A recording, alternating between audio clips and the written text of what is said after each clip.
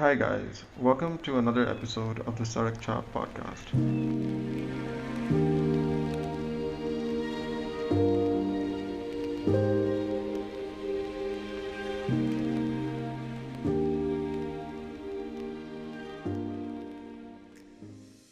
In this Guftugu, Hamza and I had the honor to sit with the maestro, Mr. Arif Mahmood, to discuss the Phase 8 project, his latest publication, set to hit bookstores this September.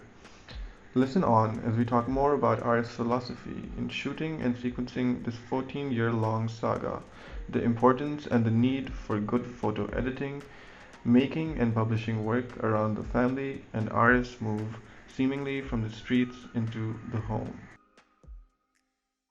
Thank you so much for joining us, Arif Saab. It's a pleasure and an honor to talk to you on this podcast. This is, I think, your 30th book that you've done? Yeah, could be because uh, including the books which I've collaborated with other photographers, it could be the 38th. Whereas Yeah, in individual sense, like monographs or books which I've done entirely by me, it could be like 16th or 17th. Chale. Wow. And I think, when was your first book? Was that 2004? Early 2004, 2000s? yes. Yeah, was that? 2004. 2004, Yeah. it was Beyond Empire. It was linked to the exhibition by the Dawn Group at Mohata. The exhibition was Jewel in the Crown. Basically, it was centered around Karachi and the British Yeah, Raj. So yeah, that yeah, was my yeah. first. That was my first book. It was in two separate books, and about A4 size, And it has 16 years of my initial work plus the work in 2004, which was basically dealing with the architecture of the city, which was not there because I wasn't an architecture person in the beginning of my career. So Yeah. I learned to shoot architecture properly, probably you would say in 2004. I mean, Sure. you are learning constantly, but I got sort of Sure. attracted to the two buildings and the stones and how the light falls on them in 2004. You can definitely see it. And what's interesting is over the years, you are, at least for the longest time, I knew you as a street photographer, right? In Karachi, mostly photographing street, high contrast, black and white, sort of gritty work. And this work, this latest body of work, the Phase 8 project, uh, is very different, very different. क्या कहते हैं, it's not just black and white, even though there are black and white images in your sort of, the style that you were known for. There's color images, they seem to be taken from all sorts of cameras. And it's just a collection of very intimate moments. Yes, actually, when the statement which you made regarding black and white, high contrast images on initially you saw on the street, but then you must have seen my work probably in the 90s because when I picked up the camera and when I came back to the country after my graduation from the States, I, I I picked up color as the initial medium, and I was seeing the city of Karachi in a different way because when you see a city through a viewfinder, it looks very different. And I'd been away for about 3 years off and on. So it was a different feeling. And then I shifted into black and white as I started moving in my career and getting hooked to the medium um, and seeing books by famous photographers. And coming back to the now this recent work, uh, phase 8 project, this is it's a family work, and a lot of artists in the past and now also presently also are inspired by family, and they shoot family, and they do their work. Yeah. Hello. Can you hear me? We can hear you now. I think Yeah. you were talking about how a lot of photographers are inspired by family. Yes. So this work basically started in 2006 when my mother passed away, and I started seeing my parents' house in a very different way, So there was this absence of one person, and which made me look at the house. And I wasn't living there either because I had my own family, and I was living away from the family in phase 8.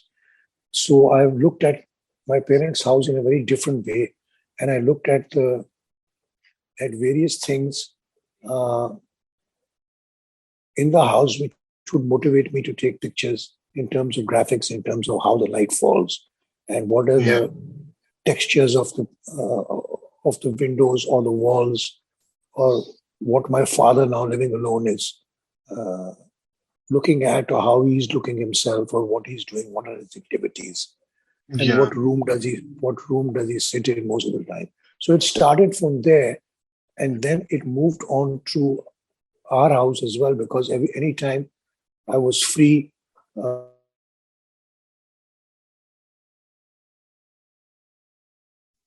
बहुत बुरा हम interview कर रहे हैं. So then this is how the work started piling up and how I started working on it. And then from 2007 to till date, I was shooting various events happening in the house, including my daughter's wedding and including my father's illness, which came along in Yeah. 2016, and he was Yeah. living with us. And that's how, that's how this project became sort of uh, a project which I would always fall back to when I was not doing anything else as such. So this was a constant um, act of Just something photographing. happening. Yeah. Sure. So, in fact, when you mentioned black and white and color, in fact, this book has about this. This is my only publication which has more color than black and white. There are 127 uh, color images and about 50 black and white. Very interesting. Initially, the book was because I've showed or exhibited images which have black and white in abundance. So, and I'm attracted to the medium but the viewer has not seen enough color work of mine. But that is not why I shot this in color, because I shot this because I wanted to shoot it in color. Because there's a lot of color in my archive. I mean, there is a possibility that black and white would be more because I have been shooting more black and white, and I've been shooting more analog black and white in the past, from the mid 90s till about 2000, 2020. So I've shot a lot of black and white. But I've been shooting color as well. And once digital came on, when I switched to digital in 2009, then I've shot um, a lot of color through the medium. Plus, when I was shooting analog, the color was restricted to film and transparencies, because Yeah. transparencies were used for publishing work at that time. And I'm remembering some of the transparencies that I saw while I was working with you a little bit, and I'm very excited Yes. for whoever gets to see it whenever, hopefully soon. But what you mentioned about your earliest work being in color, actually, that is a fun fact. I was not aware of that, but it makes sense, Actually, I guess. I suppose so, because you see, when I saw the work of Cartier-Bresson and then I saw the work of Eugene Smith, that Eugene Smith's work basically moved me into black and white. I like the dark scoro and the contrast in his images, which was intentional because he was also a darkroom printer and a photographer at the same time. Cartier-Bresson was also, but he hardly printed his work. He had printers of most of his life to print work, because he was mostly interested in the image and the purity of the image, While Eugene Smith was the manipulator, he was a human Photoshop back then, I mean, he used to do a lot of darkroom manipulation of his work. So he was the one which moved me. Yes. Would you elaborate a little bit more about why did you choose to shoot color when shooting at home? Was it like a automatic choice, or did it have a reason? No, it didn't have a reason. It was an instinctive choice, because what happens with me is that when I'm shooting a lot, because I'm trained on film, so what happens is that when I'm shooting, digitally also, I hardly manipulate or turn digital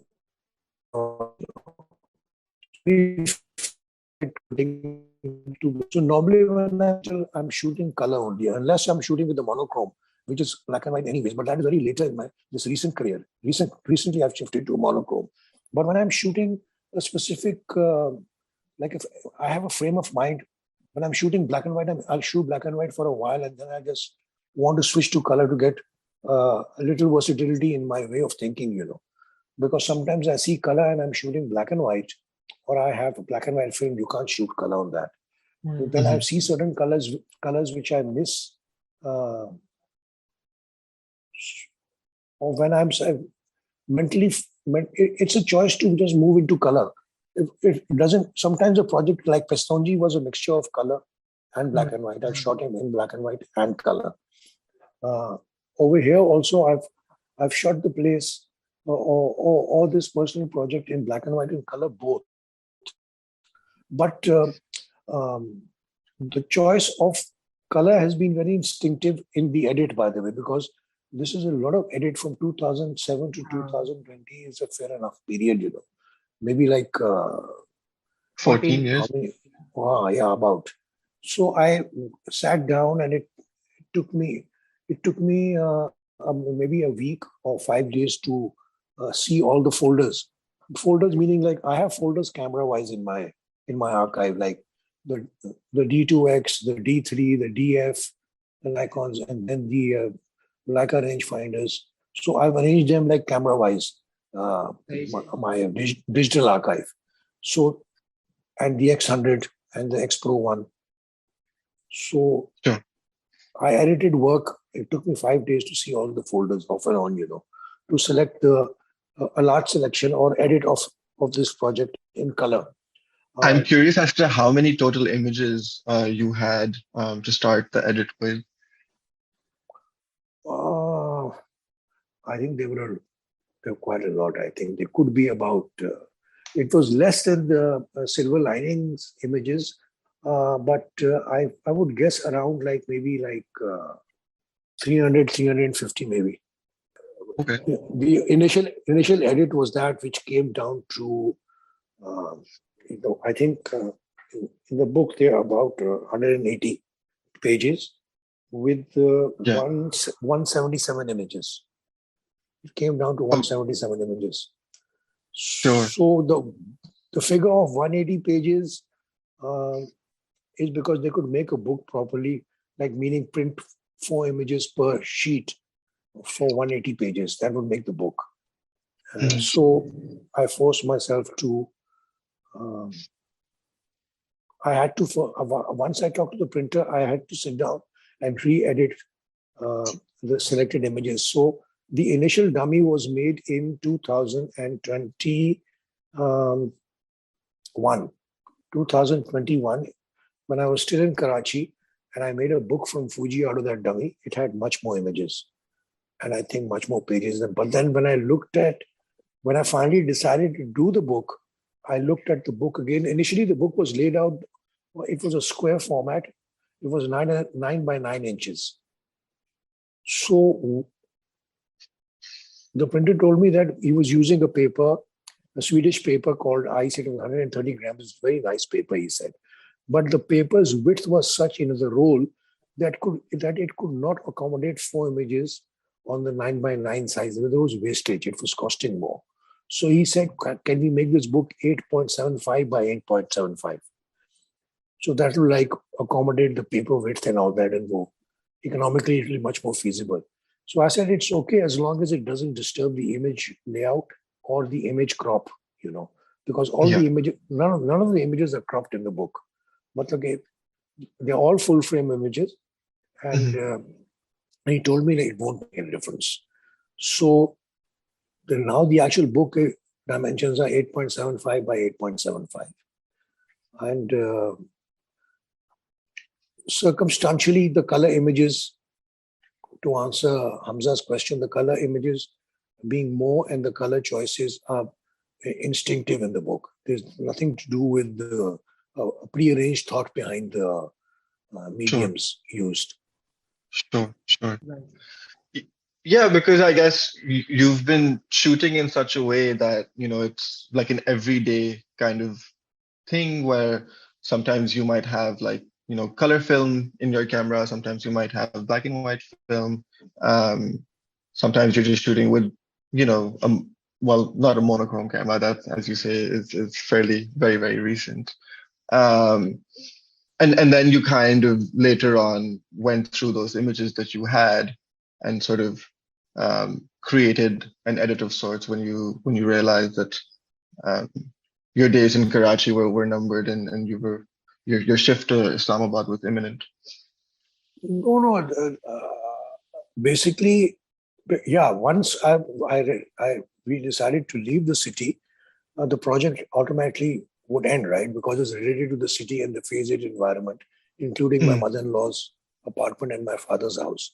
So when my father mm, passed away in 2019, I was still shooting the phase 8 randomly. I shot his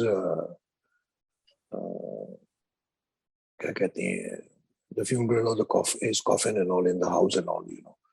And mm, I photographed him also on that medical bed which he was, because he was bedridden in his last days. He was bedridden for about 1.5, 2 years, I think. So mhm. when we were leaving, this project had to come to an end. It wasn't. This project could keep on going if I was living in Karachi, because Yeah, it was unexpected the end for you. yes, yeah.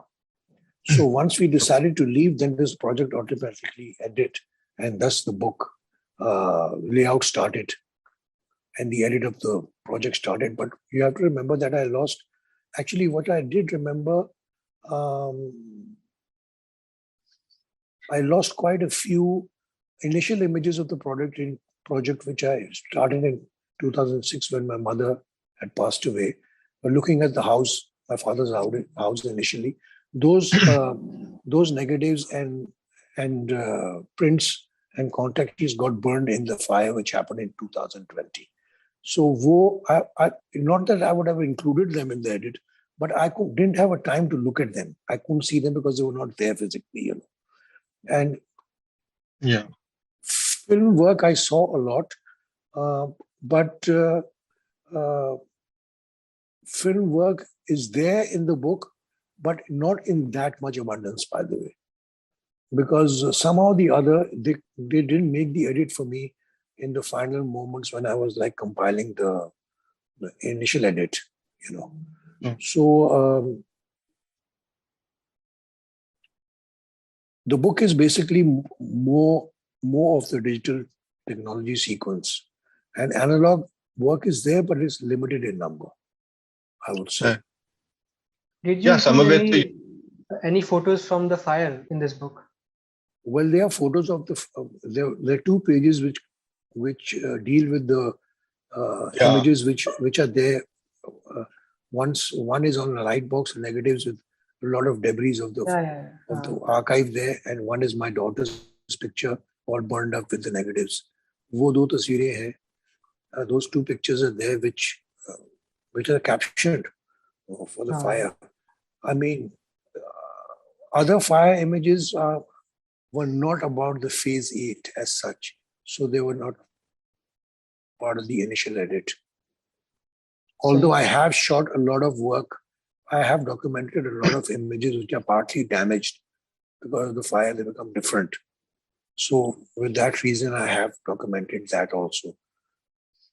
Yeah, I was looking at that frame of yours. My father, as he looks at me, that picture, where your father is on his bed and he's looking at you, and the frame is very damaged. Yes. So I was like, maybe this was burnt. No, that is a 120 negative. That's film, but that the film is old, so there's emulsion on the print, and because there's emulsion on the negative, so that just gives a hint of the disease is in. By the way, so that old film works for me because of that perspective, So that's why that's there, and sometimes somehow I felt that image. So somehow I felt basically. At times, I felt guilty photographing my father because he was just sitting there. But the book has a lot of my father in it, by the way, from his childhood till his death, because his graveyard is the last page, the misery graveyard, phase 8 graveyard. So these things affected me, and I think the camera was a way of being close to him. I mean, if I reflect upon it now, and whenever I think about it, the only consolation which I give myself is that at least you were close to him, and this was my way of distracting myself from a situation which was like a constant. You basically you're seeing a person fading away in front of you.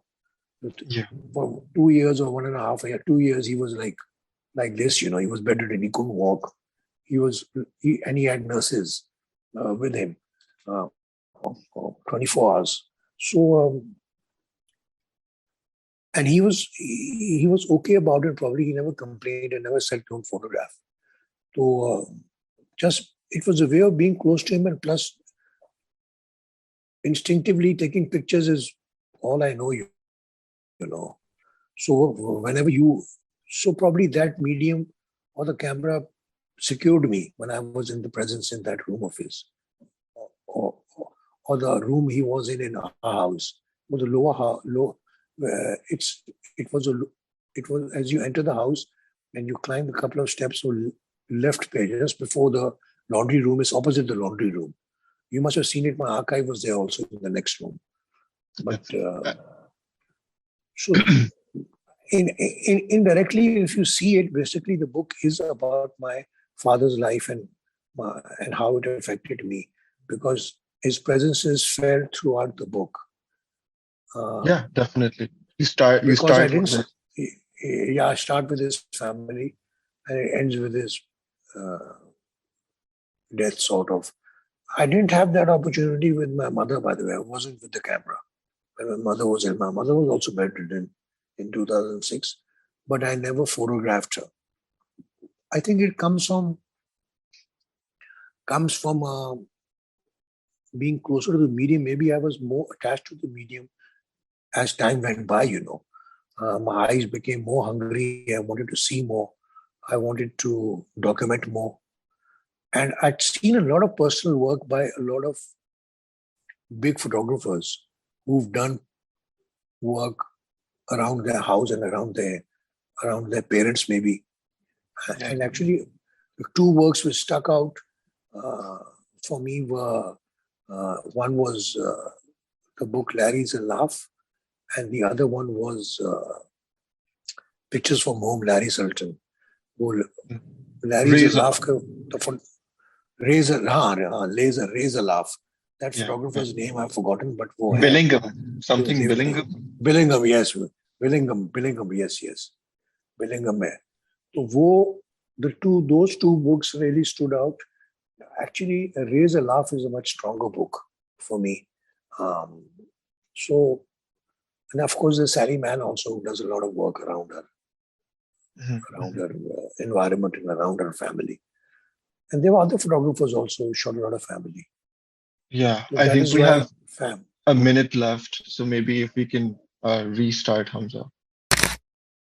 Let's get back into it. So, Sally Mann ki kaun si kitab?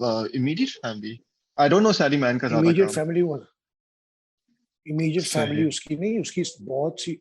A lot of her books are mostly about her family and the terrain which she lives in and things around her farm.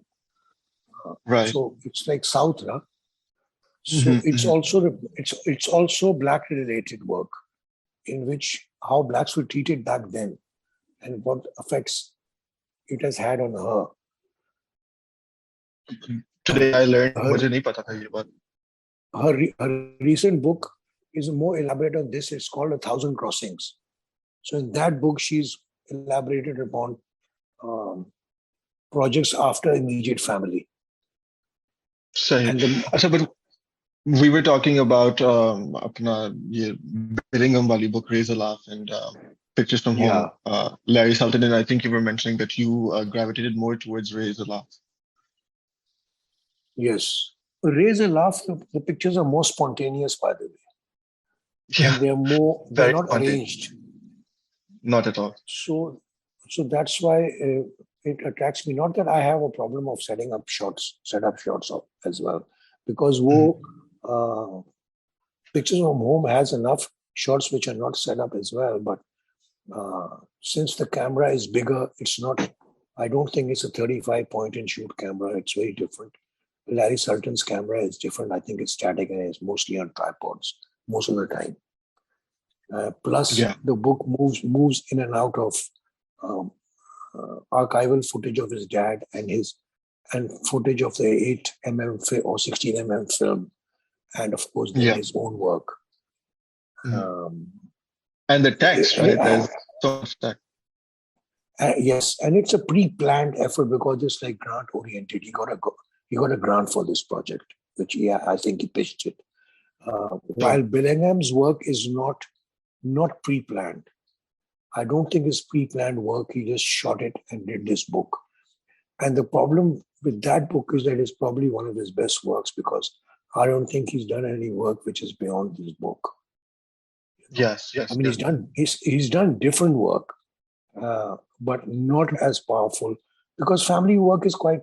If you do it honestly and you do it with a feel of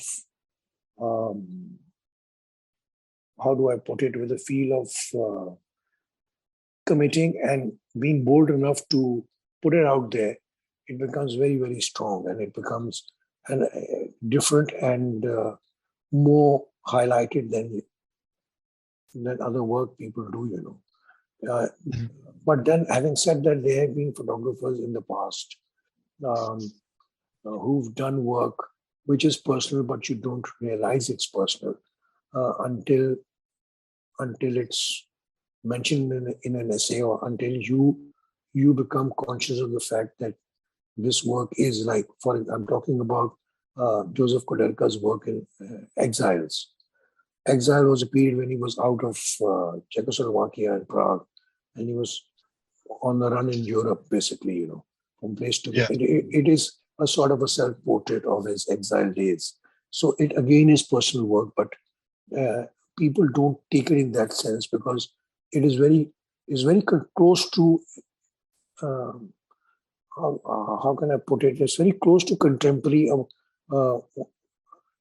modern work because that eye is very modern in the compositions at times. There's certain images in the book which are extremely, extremely modern from where he was coming from. He was raised up in a very. He hasn't seen. Maybe he hasn't seen that much work now also, but his close association in Bresson. I think the photographic language that he's used, right? It also makes one think, it could possibly be like photojournalistic of sorts, or maybe because I think his earliest work. It's not photojournalistic. His only photojournalistic work was the Prague invasion. Yes. It's not photojournalistic. It's not. It's very personal. But shares a similar aesthetic. I don't know whether it's similar or not, but he has a gift of seeing things in a very, very different way, which make the work very, very unique. And and that's why it has 3 books on it, because he's got so much work. He's like editing and re-editing the work for putting up images which were not there initially. So I think that also is personal work, and a lot of photographers, do a lot of personal work. In a compilation, most of the pictures you take do reflect your personality or the way you think or the way you see. They have your signature in them anyways. But a compilation of sorts, if you sort of go into the situation or the history of what the photographer was placed in, then it becomes sort of personal. And if you're shooting your parents and all, if you're shooting the house, it's personal anyways. So, was there any question, or was this just No, we were on a tangent, I guess. And tangents are great. But क्या कहते हैं? Okay. I guess you relate more to Billingham and Raise a Laugh because of the way the book was kind of put forth, as opposed to Larry Sultan's, which you mentioned he had a grant for it. Kind of was like this. It became like this whole research sort of project for his for Yes. him.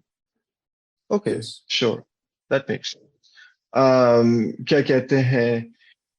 I also I feel like for me particularly, what I really like about this book is the sequence. I think the images are great. Some of them, of course, more so than the others. But the synergy that they have with each other, that's what kind of sort of elevates it. I think for me, I would not have resonated with the work if it, I don't know, was just standalone images and not a series. And so maybe you can talk a little bit about your sequencing philosophy. I know we've kind of been hitting upon it in these last couple of minutes, um, but maybe a little more.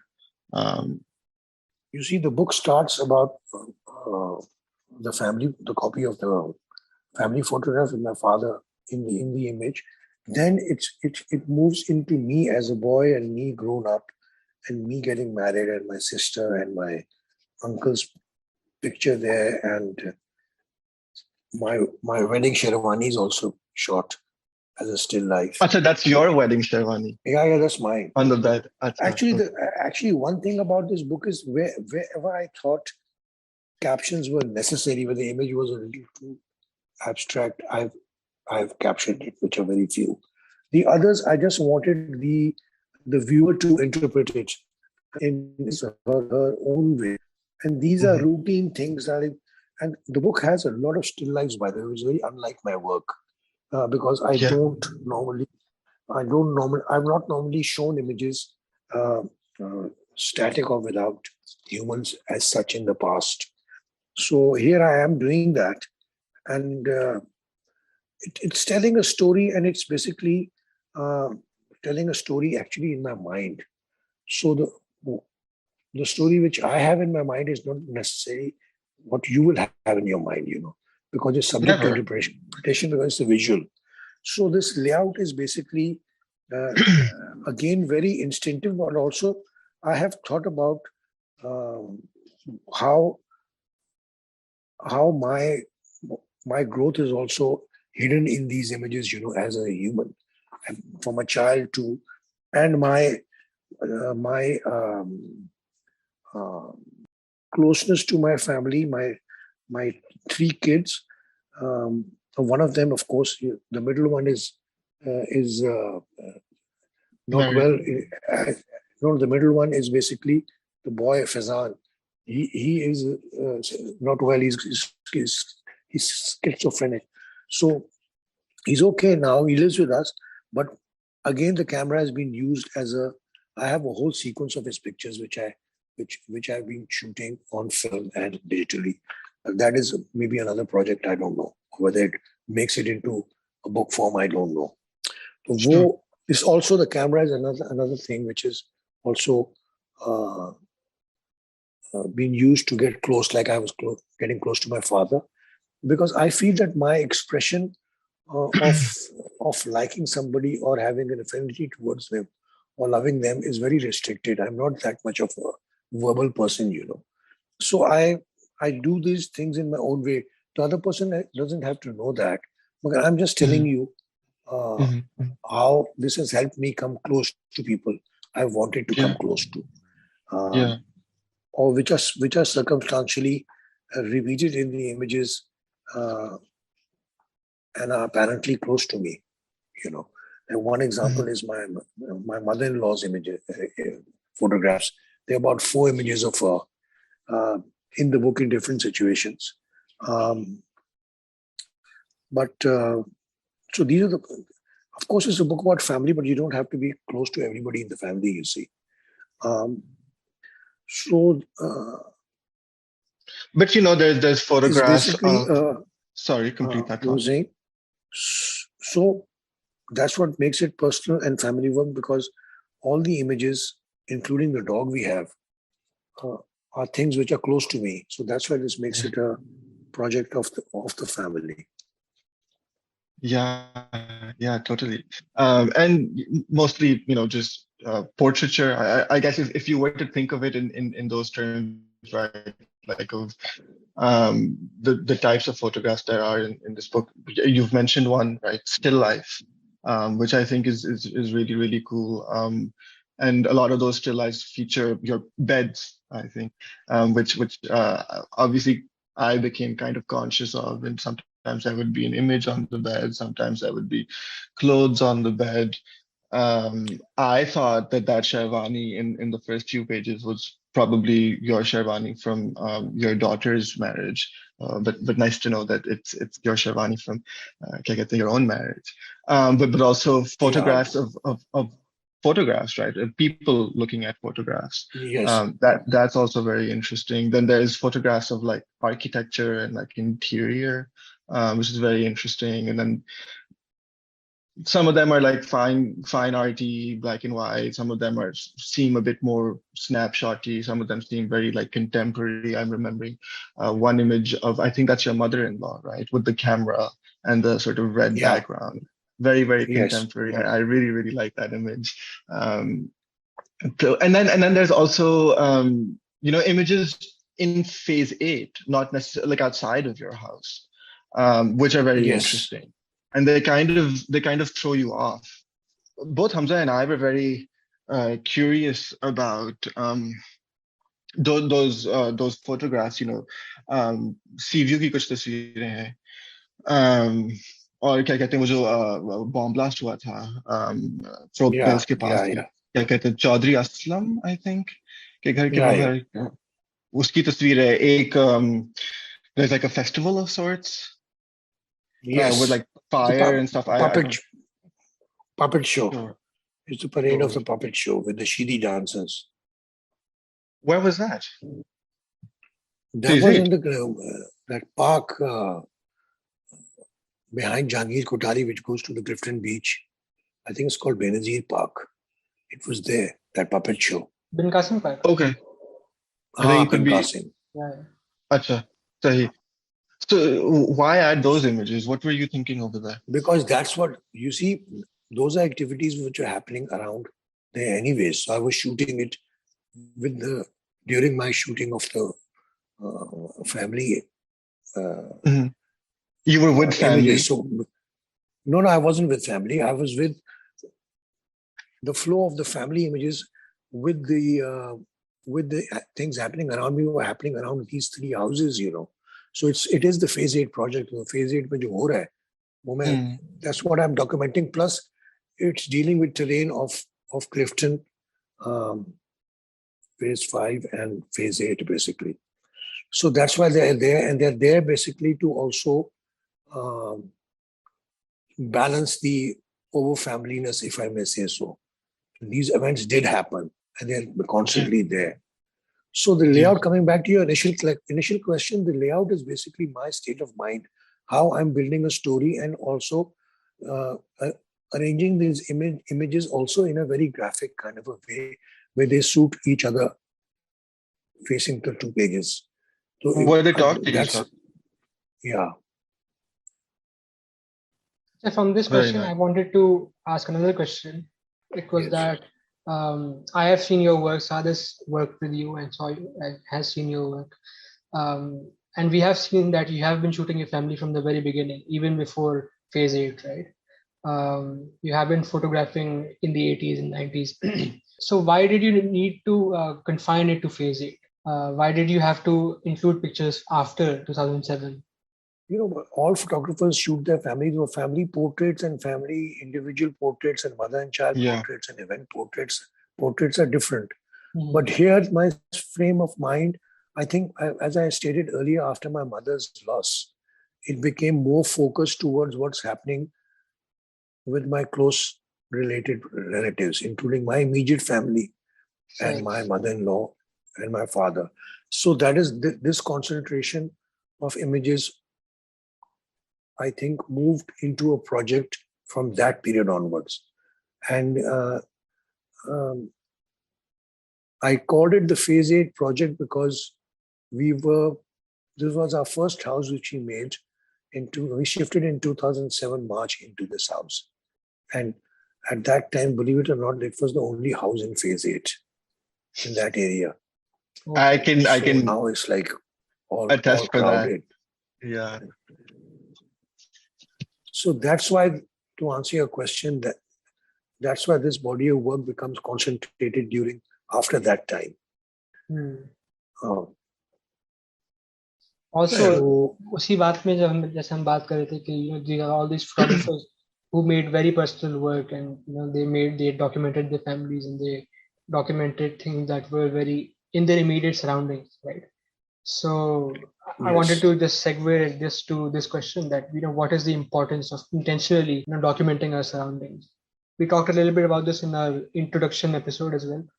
Okay, we need to start photographing more things that are mundane or that are just in a very immediate surrounding. So I guess that's the question that I wanted to ask you. What is the importance? This is a very contemporary feeling or a contemporary way of thinking of photographing what is in your surroundings and photographing mundane things, as you mentioned. Yeah. This is a very contemporary thought, but this thought is not a recent thought, because I remember I saw a book of Polaroids shot by Andrei Kertész, in which he, after his wife died, he was confined to his apartment, and he made a series of Polaroids, which was compiled into a book, in which I came to see when he's photographing his apartment, which he's living in, and he's photographing life outside the apartment.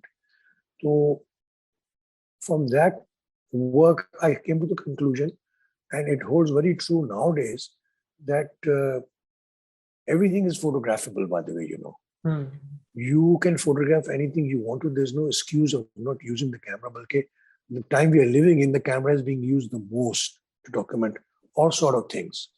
So, so I think one has to just think beyond the romantic in oneself and get into the hard reality or mundane, as you call it, to see that they are also image worthy, by the way. And I think anything which turns you on can be photographed. So I think a lot of photographers, recently, if you look at the Instagram page of a present photographer, his name is Sultan, he's based in Lahore. So he's photographing a lot of things within his house, meaning wall textures, still lives and all that. He just lives. He's there and he's using his camera in a very different way from his previous work. If you follow his work is very different. And now he's doing different things. So I think it's just pushing the limits of the camera and pushing the limits of the medium you're in, by the way. I think you want to do different things in order to I think collect different things. It's because a photographer is a collector, by the way. I want to compile things which I'm attracted to and thus find meaning in them. It's like a learning process, So I think one should do all sort of things, because in the past also I've done all sort of things, including commercial work and work with lights and all that. So the one thing constant in my way of working, I think, has been the available light or natural light. So anything under that light, and if it attracts me, I want to document it. So that's the mundane. Yeah. Usi se ek aur question, if you don't mind. It's that, in these pictures, there's always this recurring theme of light, and the way the light is coming from the windows, or the light is reflecting or refracting through furniture pieces or something like that. So we see light in many other conditions and in many scenarios, and it's something that ties your work together in this book.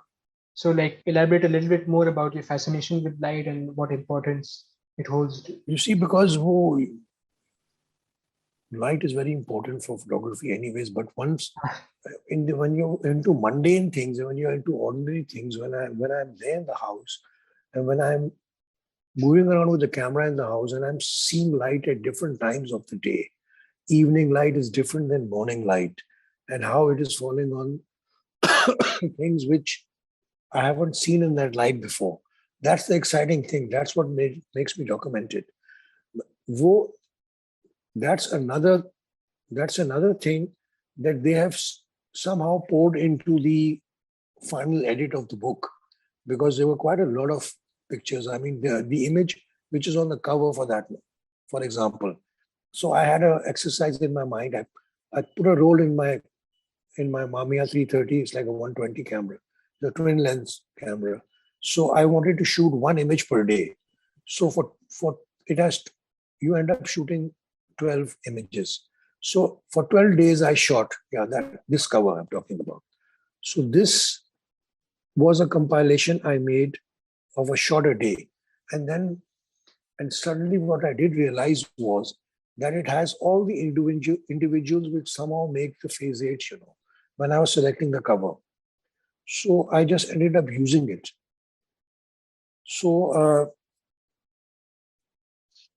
coming back to your question, the light, those images which are selected, I think, of course, they made sense in the flow of things, or as a graphic image in terms of the layout, but it's also me and my frame of mind at that particular moment, or at that particular time, the way I'm trying to express myself through the medium. I mean, I'm cherishing the sanctity of home also in those lights. I'm trying to feel comfortable in my son's room in a very different way, through that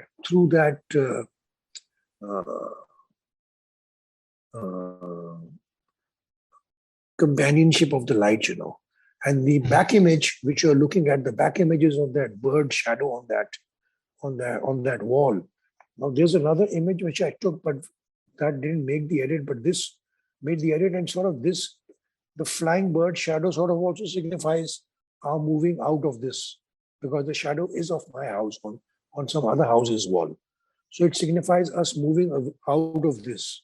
So that is at the back. That is why it is one of my favorite images. Nobody's going to look at it. Nobody's going to look at it from that perspective. But I'm talking about my frame of mind when I was choosing the cover and the back cover. So yes, the light is important because I'm seeing it also. You have to remember, I'm seeing this kind of light for the first time also as I'm documenting the visual. I'm not seeing, it's not a pre-planned visual. I've just happened to be upon it as it's happening.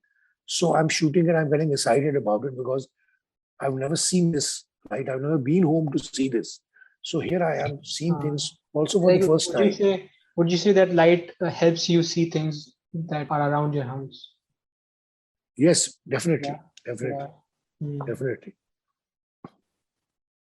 And I think this is a good time to segue into this other question that I've been meaning to ask you about just sort of your experience photographing outside of the streets and inside of homes and sort of domestic settings. And, can you talk a little bit about just finding light in homes and how that experience has been for you? And how would you compare it to photographing on the streets, right? Like how is that different? On the street, basically, you're moving in specific times, and the light. If it's early morning or afternoon or late evening, you know how the light is going to fall. So you're searching for an image. You're searching for images in that light. Likewise, you're searching for images also when you're in a domestic or a home environment, and you're just searching for images enhance the visual, how you're going to use the light in a domestic setting when it's coming through windows or coming through certain passageways, which you have no idea about. What makes it interesting? Yeah. So I think shooting on the street and shooting and domestically is the same as far as my way of thinking goes, because you're searching for an image on the street. You're searching for an Sure. image Yeah. in somebody's house, and the example for that is Pesonji, by the way, because I visited him Yeah. in all kind of light to document him in different ways, because his house was a constant three or four rooms, but what changed was the light and his expressions, or what he was trying to tell me or show me.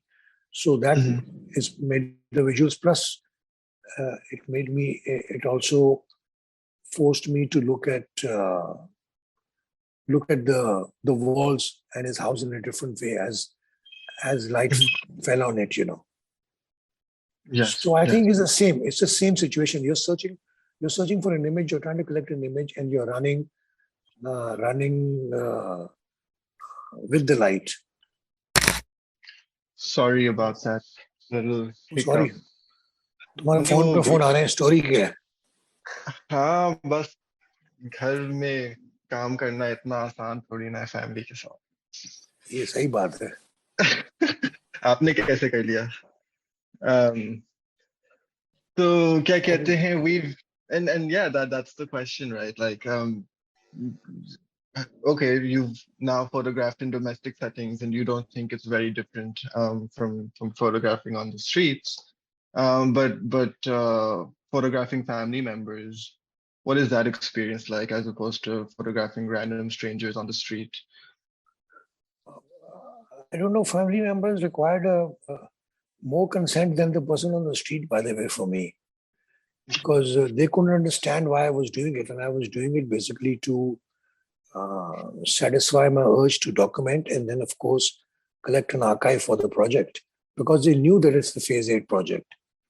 I talked about it with them, but they would be uncomfortable that the camera gaze was like sort of at times very constant on them.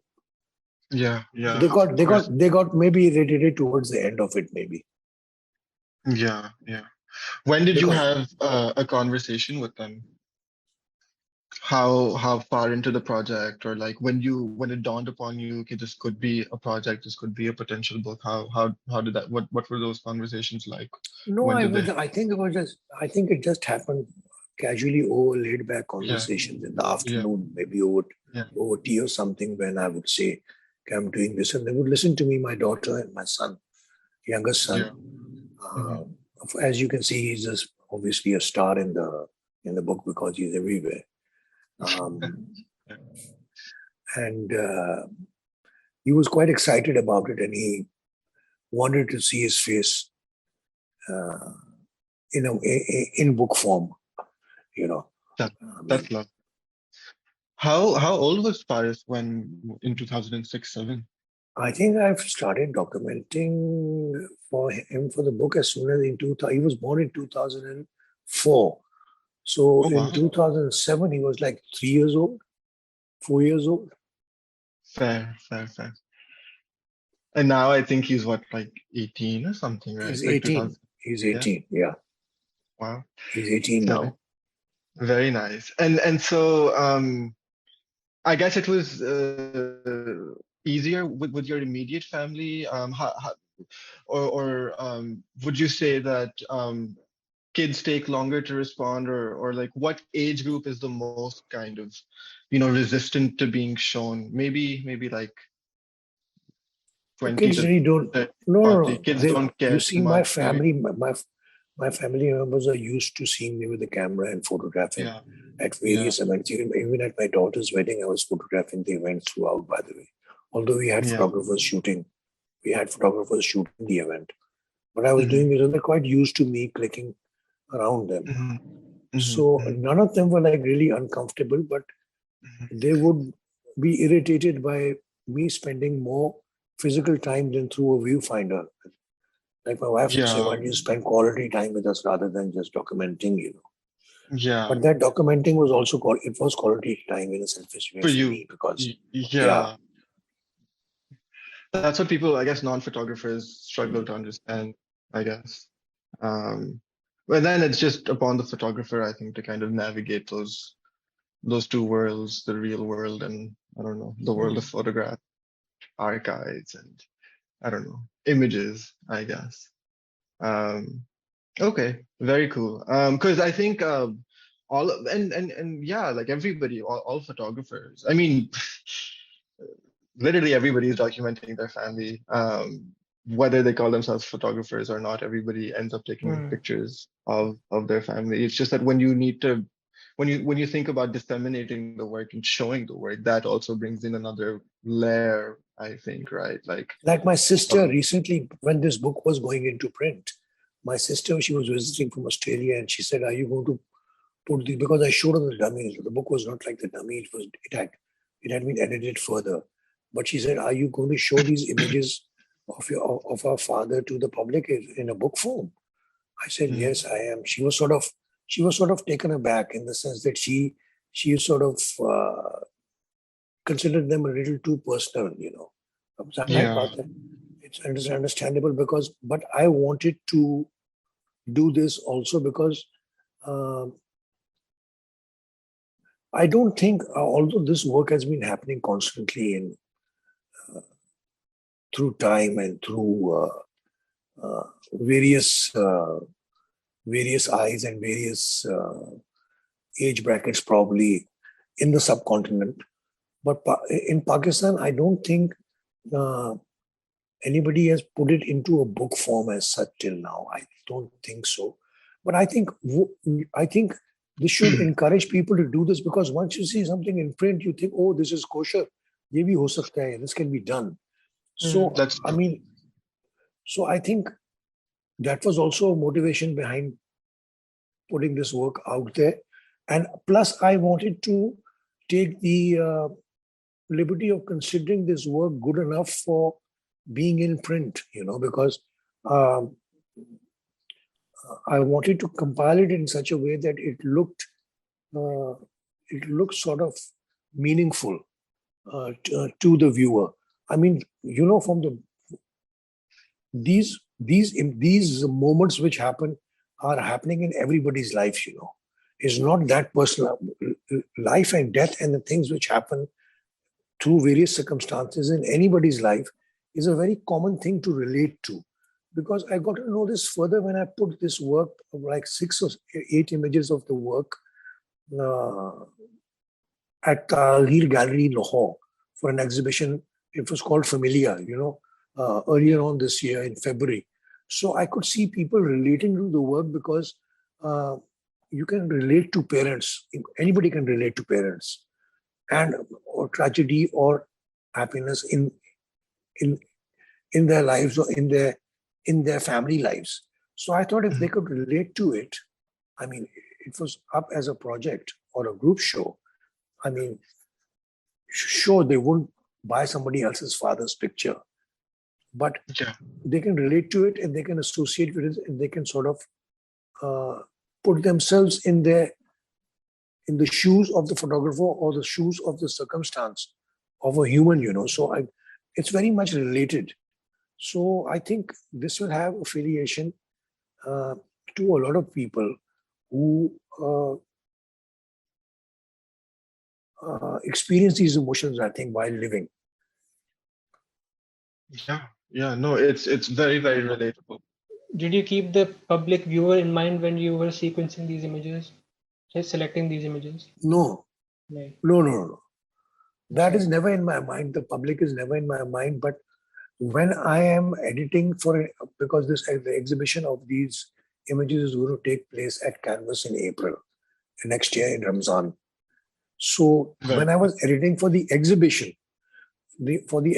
I was thinking of what would be worthy to put up on the wall. Then I can think of it that ways. But when I'm doing the book, I never think of people. I just want to do it and get it out there or get it out of my system, you know. So I can move on. You never really move on from a project like Vesunji whenever I go to Karachi now since I'm here for 1 year. I do visit him. So projects are never really, you can't like close projects, but time is the healing factor. I mean, I still go and document him, but it's not the same thing happening. Right. Like over here also, when I'm living here in Islamabad, I'm documenting this rented space in not a similar way, but in a way which is documenting our existence here in the city, in this city of Islamabad, you know. But obviously, I'm not going to compile something which is similar to Phase 8, but I can get things out of it at times which fit into an exhibit which I have in mind. Like I'm trying to create a show in my mind of images which I've shot during my time here. Not in this house, but in Islamabad. So I'm starting a life here very recently.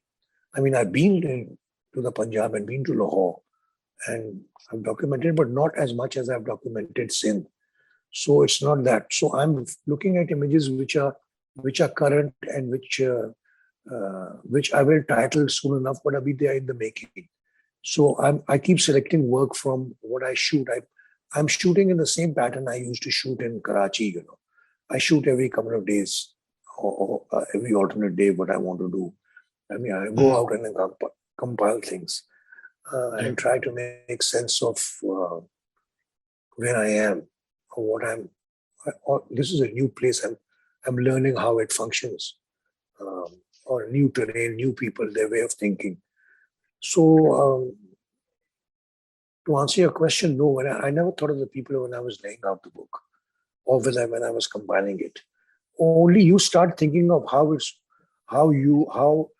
or you start thinking of the people once the product is thrown into the people's environment, maybe in book form. Because before that, I don't think. Of course, everybody gets nervous about a publication, whatever it is. And this being personal, it is a little nervous about it. I saw the people's reactions. I was okay about it. So it really doesn't bother me now. But I don't think of people when I'm doing work. Otherwise, that won't be work. It will be a big conformity. Yeah, it's certainly. I don't know if one could call it an artist's body of work. Sahi. I don't know. I think of how we started this 17th solo body of work, and how it's very different from what you started out with, or at least what you started showing, with Beyond Empire and 89 to 2005, I think.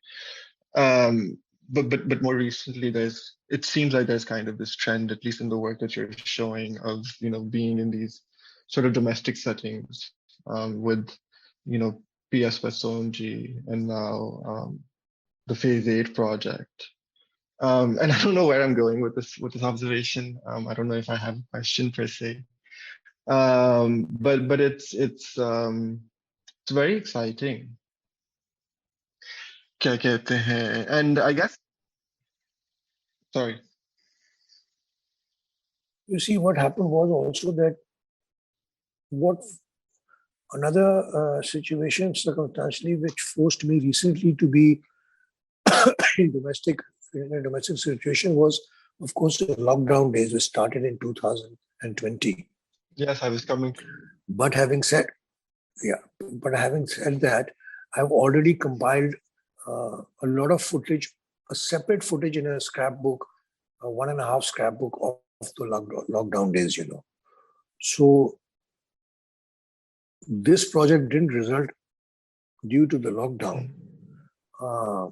But some images did happen during that period for the book, which I in the edit. I was wondering how the lockdown kind of impacted the Phase 8 project, and also you doing PS Vasonji, right? Because again, the lockdown forced you to be indoors and gave you time to see light hitting your house and, people in your house in ways that you just hadn't seen before because you were at work. And also with PS Pastonji and, photographing interiors and people against walls and backdrops and beds and, those kinds of things. That I don't, Pestonji had done because the book came out towards the end of 2019, beginning 20. So there was no COVID then. And during COVID, I never visited Pestonji because he was old. He was in his mid 90s and I didn't want him to be sort of catching anything. So I didn't visit him during the COVID lockdown. Yes, the lockdown did force me to be at home and see things which I hadn't seen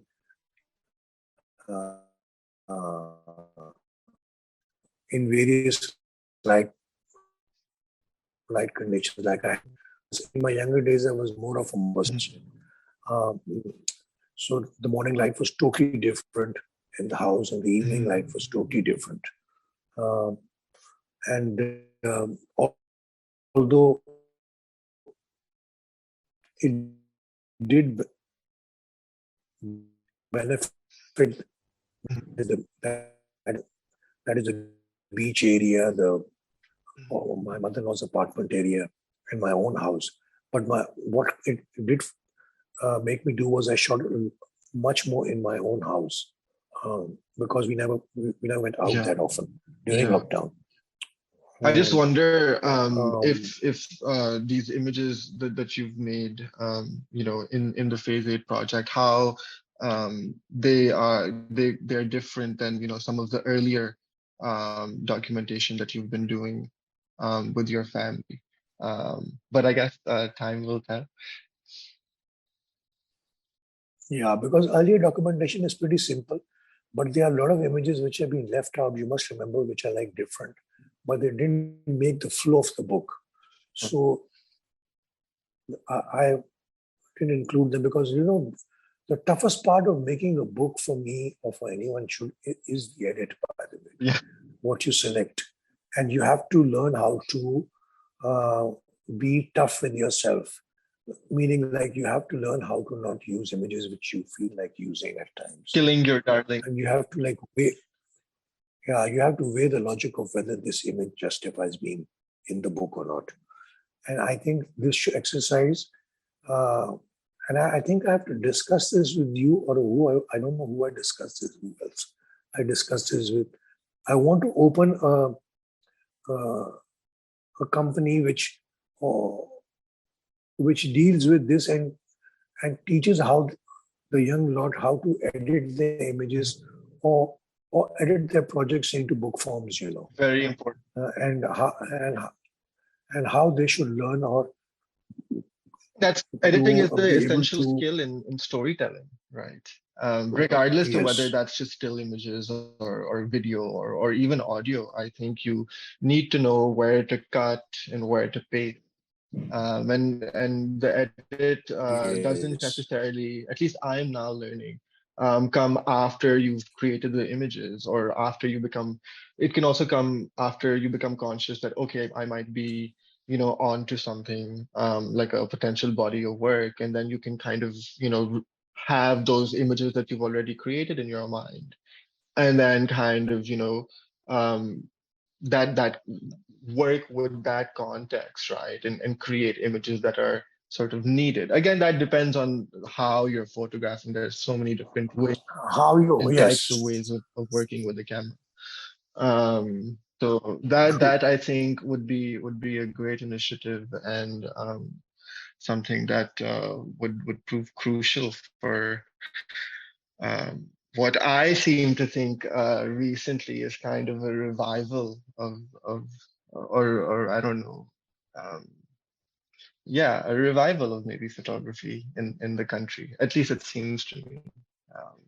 So there seems to be a bit more interest now, at least, compared to maybe 2019 when I had come back, when Hamza and I were just photographing. But thank you so much for this conversation, Arif Saab. It was lovely talking to you about your family and this latest body of work. What we've spoken about it also, but what can we expect from you in the future? This book, you kind of just came out of it, like I just remember I got like and it's going to be being launched. I was taken aback by it, and even your move to Islamabad, I think, was really came as a surprise. But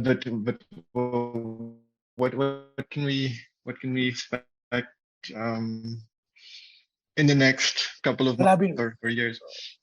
what I've been doing is I've been working for a year now on a Gandhara folio, because the Gandhara civilization is pretty much based around the area where I am.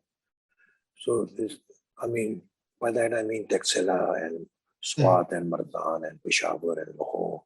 So I've been visiting these places, and I have managed to make a folio. I've made prints. I've gone to Bhatti photographers in Lahore and made England prints. So it's all compiled into a first AP portfolio or first edition portfolio. I want to get that printed. Okay. So it's about 64 images. So that I want to do. That will be my first project. It is my first project in Islam after we shifted to Islamabad. Although I'm shooting various things, I'm shooting the old Rawalpindi area and the modern Islamabad area as well. But that project I would like to see in print form, the Gandhara folio. So that hopefully would be my lovely. Great to next hear that. And of publication. course, the show at Canvas in April, you said, Ramzan. Is that Yes, that'll happen. Those prints are all made. I got them made last week when I visited Lahore. So it's already, they have to be framed now. So I'm probably come down early April and get them framed for the hanging. So that will be what has it so it's like 2 years after your last show, right? That's right. Sonji and Silver Linings, I think, will also happen around maybe February, March or something. It happened in February 21. So very, very exciting. And would love to see you in Karachi again.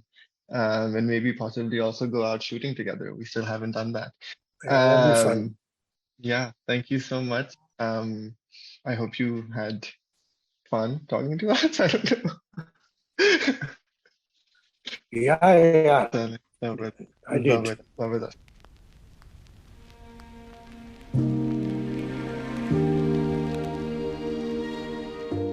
Thanks for listening till the end. We hope you enjoyed this conversation as much as we did. If you'd like to listen to more such conversations, please subscribe to our podcast and hit the bell icon to be notified whenever there's a new episode coming up. You can follow us on Instagram at Sarak Chaap Collective. Well, that's it for now. See you soon.